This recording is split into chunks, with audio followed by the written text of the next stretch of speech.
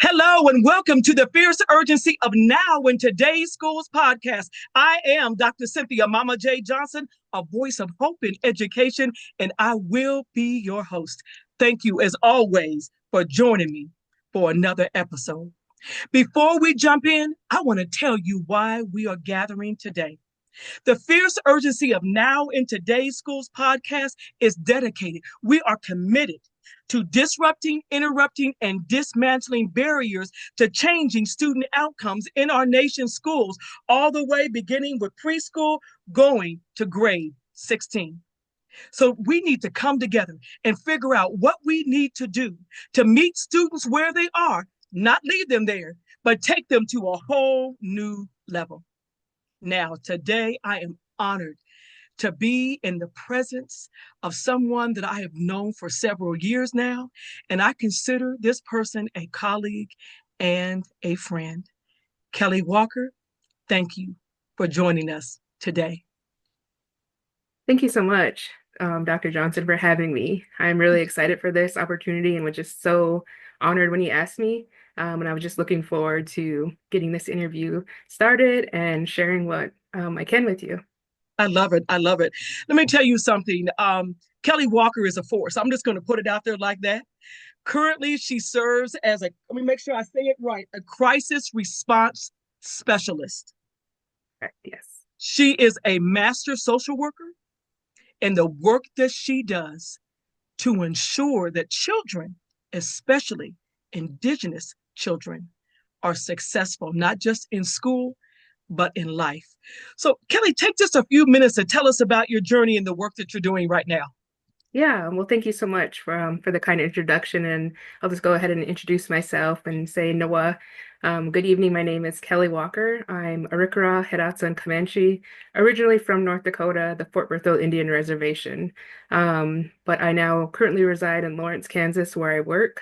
My background in education started off at Haskell Indian Nations University, where I obtained my American Indian Studies degree. And there, that's when I felt the call for myself to get into the social work field after seeing all the needs and of the students at Haskell there themselves and working with the elementary schools in the community during my internship placements. And so after Haskell, I went to KU to obtain my master's in social work. And then from there, I was just placed in the school district. And the district placing me there just furthered my passion to help our Indigenous students. I started off at Lawrence High School, and then the second year was in a child welfare agency in Kansas City. So I got a wide range of work experience during my higher education at KU. And then after that, I started off back in the school district with Bert Nash, placed at Free State High School as a therapist there. So to get, again, just seeing the huge need and work directly with our Indigenous students. Once they see me there, a familiar face and someone that kind of looked like them, they gravitated towards me, which I just thoroughly enjoyed the relationships that were fostered there. And then further on down the road, worked for the Kansas City Indian Center as a case manager, worked, and that's where I gained my experience working the 12-step alcohol and drug program, Mhm. Indigenous-based white bison well variety program. So I ran those meetings there weekly, helped our adults in the Kansas City area um, just work through and getting them referrals out to different therapy or case management needs, assisted in that process there. And after that, that's when I was led to back to the Lawrence Public School District as the Native American Student Services Coordinator. And that's where I got to know Dr. Johnson personally and professionally. Yes. I was working with the students in the Native American Student Service Program, providing them academic and extracurricular support. And after that, I now work in my current position with the Bureau of Indian Education as crisis response specialist for the Behavioral Health and Wellness Program. And it's quite a new program, started in January in 2023.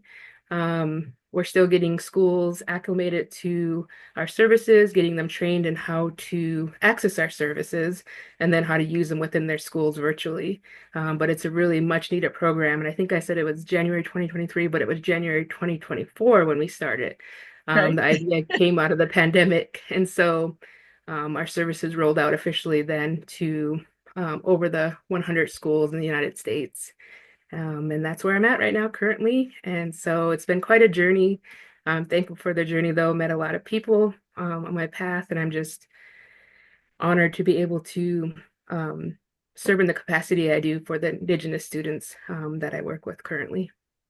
Excellent, excellent. You know, one of the things I love that you said, you talked about during your journey about how you started and you saw the need at the elementary level, and then you went to the high school level and there was still a need. Isn't it amazing that Oh, yeah. regardless of what level, whether it's elementary, middle, or high school, there is a need?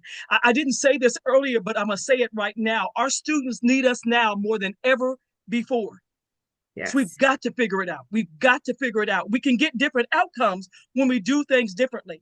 That's what it's all about. One thing that I know that you left out, but I'm going to brag on you just for a moment. You are soon to be a doctoral student, working on your doctoral degree. So I'm just honored and proud that of the work and things that you've done. And Thank you're you. bringing all of those experiences. And what I love, your focus is on helping children. So that leads us to our very first question. What brings you to the work of working with today's youth and families, in your case? And what keeps you doing the work? Okay, yeah. So what brings me to this work is just growing up as an Indigenous student myself. My focus right now in my work that I want to do a little bit more research in or delve into a little bit more is helping Indigenous students in the public school setting. Yes. Oftentimes it seems they get lost and they don't, programs aren't aimed towards them. And a lot of the times I see with the work that is currently being done, it's done for them and not with them. Their ideas, what they're needing, and just anything that they're experiencing isn't thought of until after the fact. Right. I want to work to make programs that are aimed at addressing their needs that they're currently facing, and making them involved in the work. So just seeing all the programs, the different theoretical practices that are used today, I want to work to be able to indigenize those practices with use of our culture, use of things that our ancestors have traditionally always used. So one thing I like to point out too, with my background in social work is the new term or the newer term of mindfulness. And Yes. just recognizing that our ancestors have always used mindfulness, they may have not called it mindfulness, but they've always practiced that. Right. And just seeing the consistent need, and especially now in today's world, how ever changing it is, Yeah. and just the things that are going on, I can't imagine what it's like to be a youth now. And so I just want to work with them to create programs for them. And the program I work for right now is tailored for behavioral or Bureau of Indian Education students. And working this program now and seeing it implemented and getting off the ground, the need and the want for this program at our BIE schools, I can only imagine the program that would take off if it was offered to public school students as well. Right. Right. That is so absolutely powerful. One word that you said that really struck my heart and just caused me to take a deep breath in was when you said so many students are lost and that so many students are thought of after the fact, and how you want to really bring that to the forefront. I truly believe, Kelly, in the work that you've done and the work that you will do, that you're going to do this because children shouldn't be an after fact. You know, we talk about the fierce urgency of now.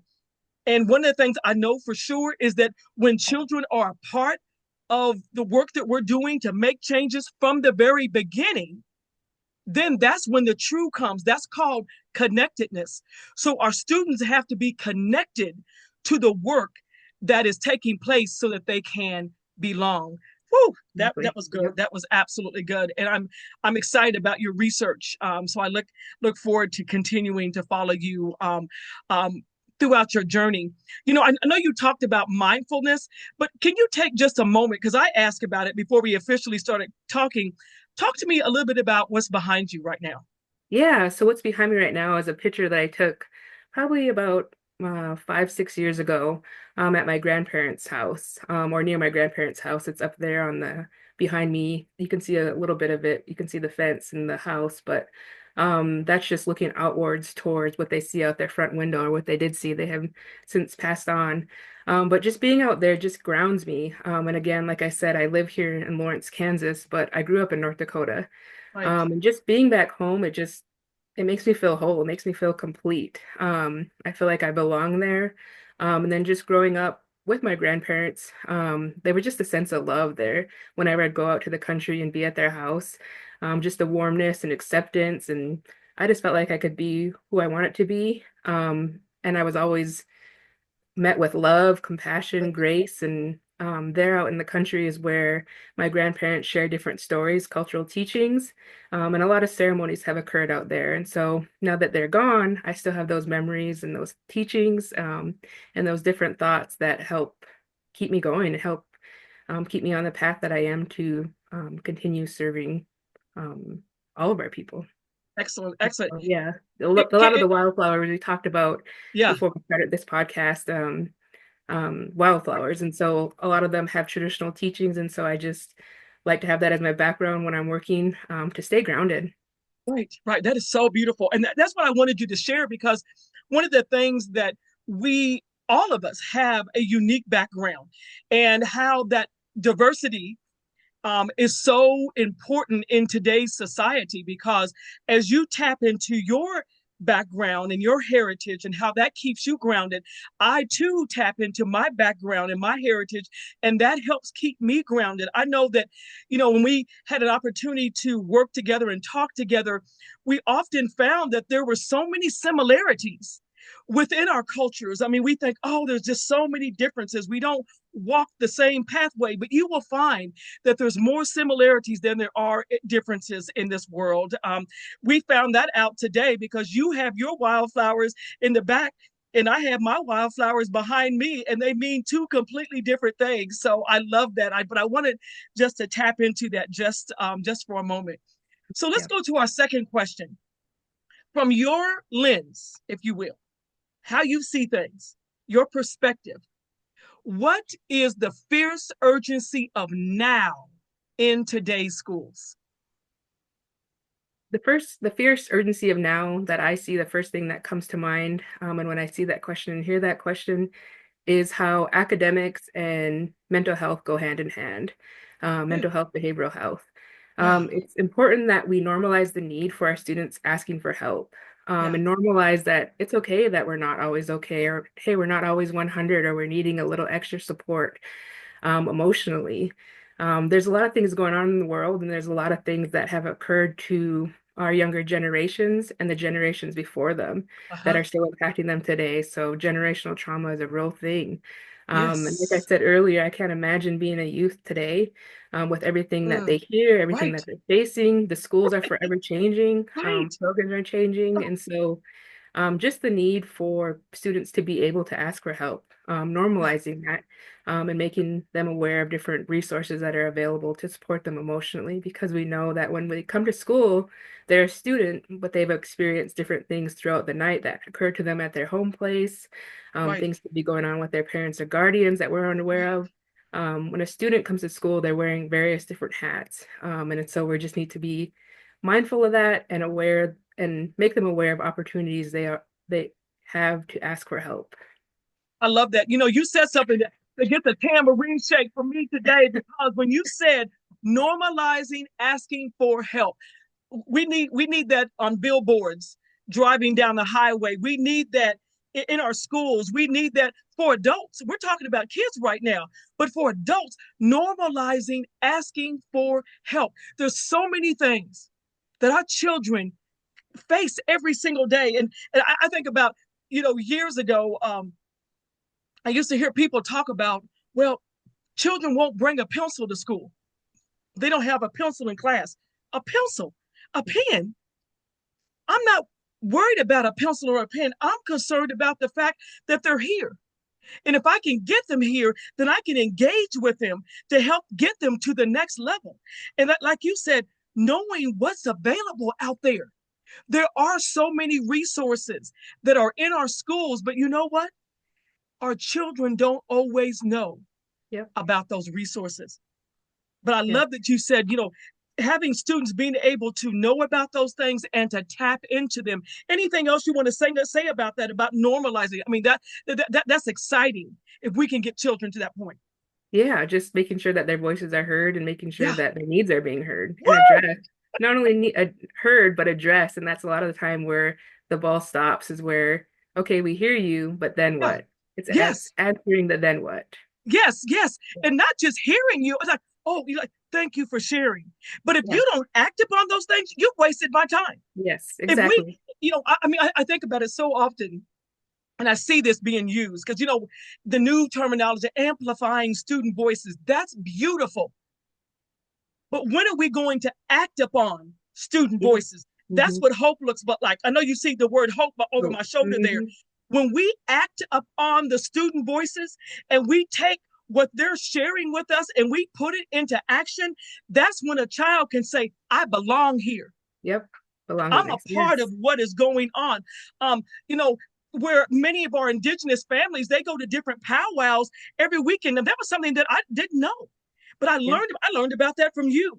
Yeah. And Mm-hmm. and how that is so beautiful within the culture itself, but how we can come back and bring those students in and share that information, not just during the month of November, Yep. okay, Exactly. but Exactly. but but just like right now, here we are in the month of February is Black History Month. Well, I'm black more than just during the month of February, the shortest month of all the months.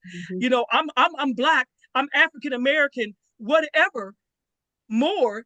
I'm 365. It's the same way with our students that come from different cultures. We have to celebrate who our children are Yeah. every single day. Students have to see themselves. You said that early on when you Mm-hmm. started talking. When students see you, they see someone that looks like you. Why is that important? Why is that important? I've heard a quote that really resonated with me, and it said something about when you see it, you can be it.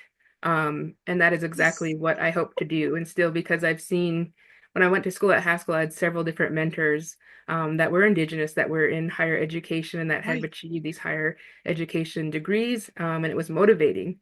Right. Um, my mom, for one, was she had obtained her bachelor's degree when I was in high school, and just seeing her at nighttime studying and still being a parent and still working, Right. really just it was inspirational to me that, you know what, I can do it. My Yeah. mom did it, so I can do it. So Right.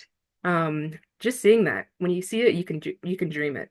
Right. And so being that lighthouse for these students is Woo. something that Woo. I Oh. Oh strive my for gosh. too. Yeah, Kelly, yeah. you So said lighthouse. Don't get me, Kelly.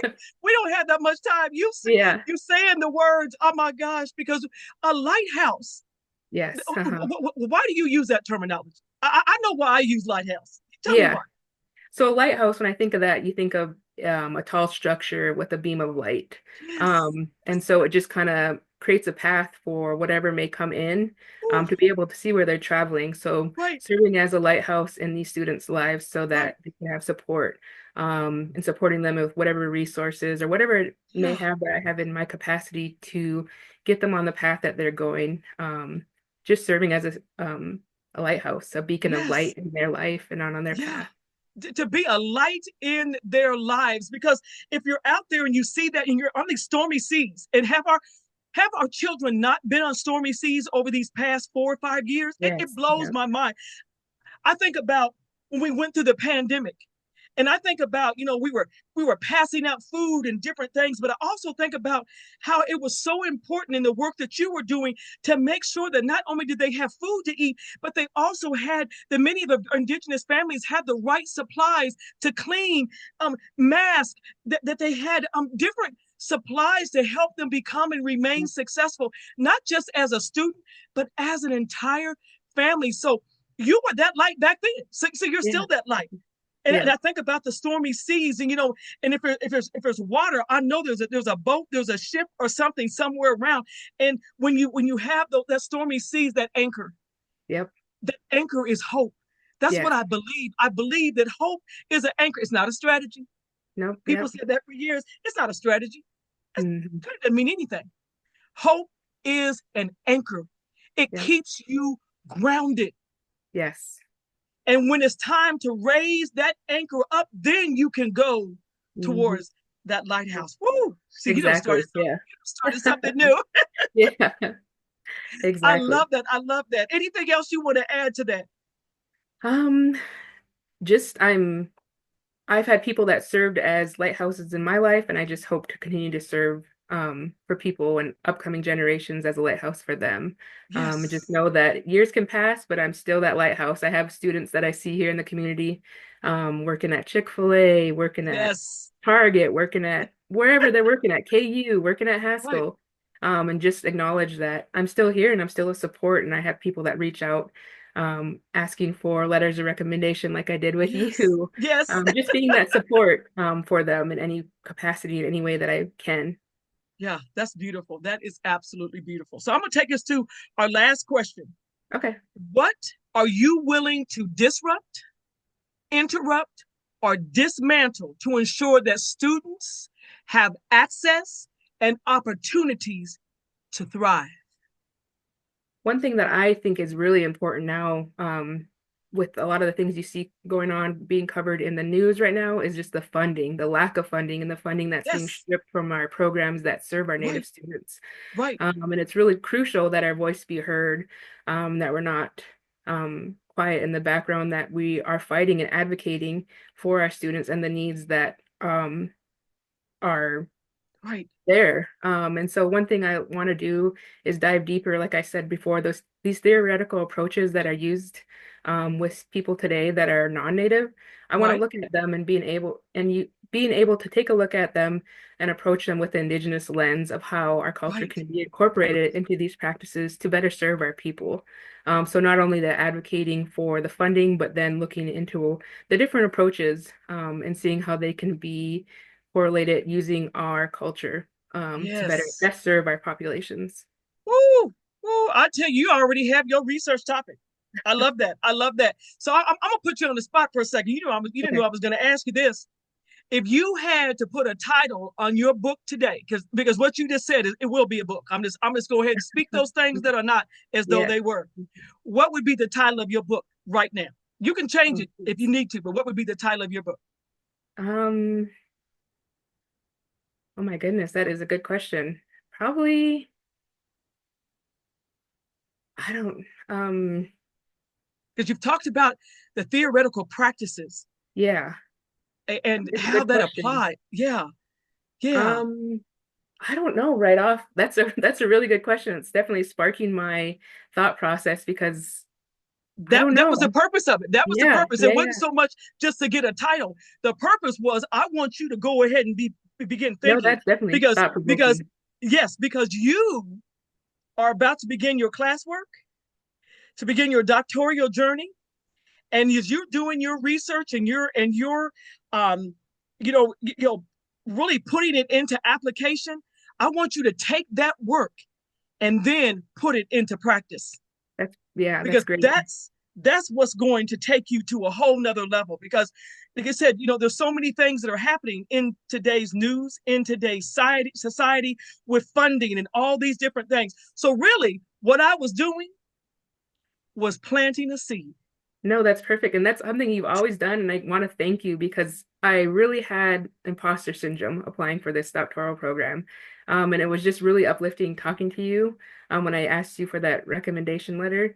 And I just thank you for sharing those scriptures because you know what? It really touched. It really helped motivate me and it just pushed me to that next level. You always Yeah, talk about that next level. And that's yeah, something you've always done for me. And so asking me that question is very thought-provoking and keeps me on my toes, keeps me, okay, I gotta learn more. What's my next step? right. And then what? Yeah. So I Yeah, just I thank love you it. for that motivation and just thank you for always believing in me and instilling that confidence. It's not about me, but I appreciate you saying those words Yeah. because I love to encourage and lift, and there's so much greatness in you. And that's the greatness and that light that you bring to children every single day. So I'm excited about this journey that you're on. I'm excited about the work that you're going to do, but most importantly, about the lives that you're going to change, the lives that you will change. So I'm going to ask you this final part here. If you had a call to action today, with all this going on, what would be your call to action to the topic of the fierce urgency of now in today's schools? I would just go back to, again, making sure that people know it's okay to ask for help. Yeah, It's okay to not always be yeah, okay in the world we live in right now and everything going right, on. right, It's okay, and it's all right to reach out. I know there's a lot of different heavy stereotypes, heavy stigmas around behavioral health and asking for help, but you know what? right, It's okay. right, And we've all, especially, I know we talked about our cultures being similar, but we share with our younger generations, we teach our younger generations by storytelling, and in those storytelling, yes, asking for yes, help, it's okay. Yeah. Just yeah. making sure that our youth know that it's all right to reach out for help and there is help available and there is hope. Right. There is help and there is hope. Woo! Look at that. There is help and there is hope. And you're so absolutely right. There's strength in that storytelling. That's what keeps us grounded. That's what keeps us, I'm gonna use the word that you use, mindful of where we came from. You talked about the beautiful land that was behind you, that's behind you right now, and how going back, and I can just imagine, I can just see you in my mind of you walking on that ground and thinking about your ancestors that came before, and how that strengthened you, and how that is continuing to move you forward in this life. I want to say this, Kelly, officially for the record. I'm so proud of your journey and so proud of the legacy that you're leaving for those students that you work with, whether they were in the greater area where you live now, whether in the Kansas City area, all of it. This is the greater Kansas City area, but how you are still encouraging and how you're being that lighthouse. Light is important to me because I always believe, regardless of how dark it is outside, how dark it is around us, that I'm going to be the light. You know, I always believe that names, whoever made this up, that names have different meanings. Well, the name Cynthia means bringer of light. So I've taken that on.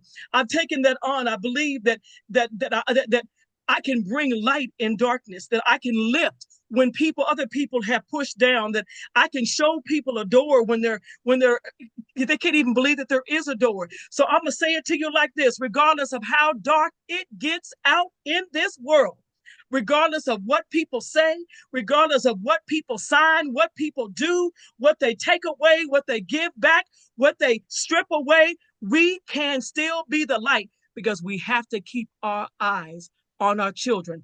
So when it Mhm. gets dark, I'm going to say, let it shine. When I can't find my way, I'm going to say, let it shine, let it shine. Kelly Walker, what an honor it's been Thank you. to hear your story, but most importantly, to see your light on the fierce urgency of now in today's schools. Thank you so much. Thank you for having me.